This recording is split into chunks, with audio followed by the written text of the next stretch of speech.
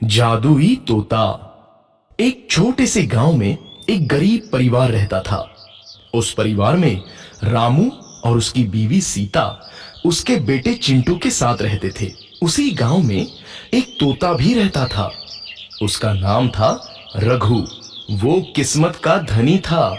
जहां भी जाता वहां किसी भी चीज की कमी नहीं पड़ती थी।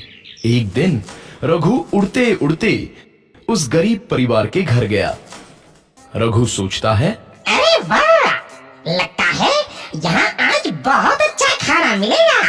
मैं पेट भर के खाऊंगा। वो एक कटोरी में रखे अमरूद देखता है। अरे वाह, अमरूद, मुझे तो ये बहुत पसंद है। मैं तो इसे पेट भर के खाऊंगा। रघु तोता अमरूद खाने ही लगता है। तभी सीता रघु को अमरूद खाते देखती है तो गुस्सा हो जाती है और उसे वहां से भगा देती है। भाग यहाँ से, न जाने कहां से आ जाते हैं। मैं तो परेशान हो गई हूं इनसे। सीता के भगाने के बाद रघु चुपचाप से एक कोने में रहता है। धीरे धीरे उस परिवार की बरकत होने लगती है।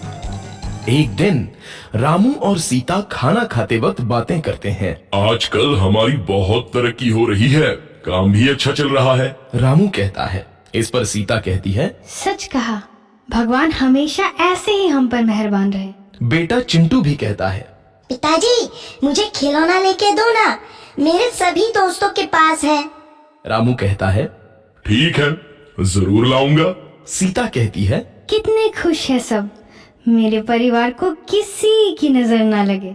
एक तरफ ऐसी बातें होती हैं तो दूसरी तरफ रसोई में रघु तोता भी अमरूद खाते रहता है। मजा आया, अमरूद खाया, मजा आया, अमरूद खाया, मजा आया।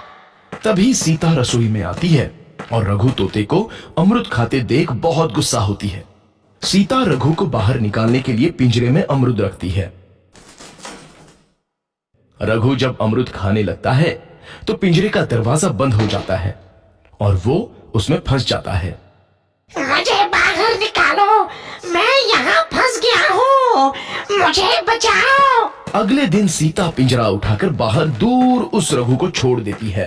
रघु के जाते ही उनके घर आई बरकत धीरे धीरे कम हो जाती है। उन्हें बहुत घाटा होता है। सीता कहती है, ये क्या हो रहा है, अचानक इतना कैसे बदल गया? अभी तक तो सब कुछ अच्छा चल रहा था।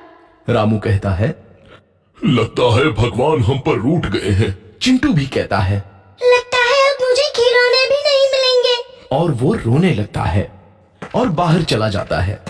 कुछ दिन बाद रघु तोता फिर से उस घर में आता है।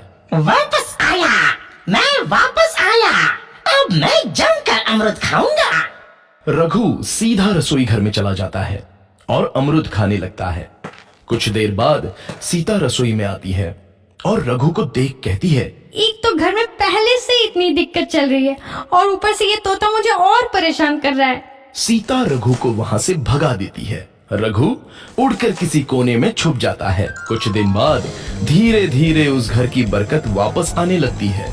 काम भी अच्छे से चलने लगता है। एक रात जब रघु तोता अमरूद खाने जाता है तो पिंजरे में फंस जाता है। ये लोग आखिर चाहते क्या हैं? एक तोते को शांति से अमरूद खाने क्यों नहीं देते? मैं कौन सा चोरी कर रहा हूँ? बस अमरूद ही तो खा रहा हूँ। तभी रामू वहां आता है और पिंजरे में रघु तोते को देख उसे बाहर छोड़ देता है। ये तोता भी कितना जिद्दी है, बार बार वापस आ जाता है। जैसे ही रामू रघु को छोड़ देता है, अगले दिन से फिर से उनके घर की बरकत जाने लगती है। काम में घाटा होता है।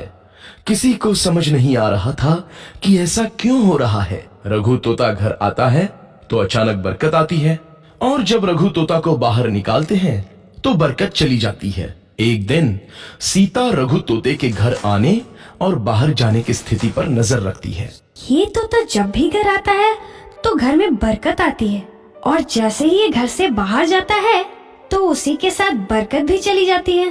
कहीं ये जादुई तोता तो नहीं है?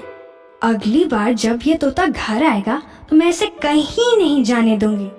सीता रघु का बहुत इंतजार करती है लेकिन रघु तोता दोबारा उस घर में कभी नहीं आता।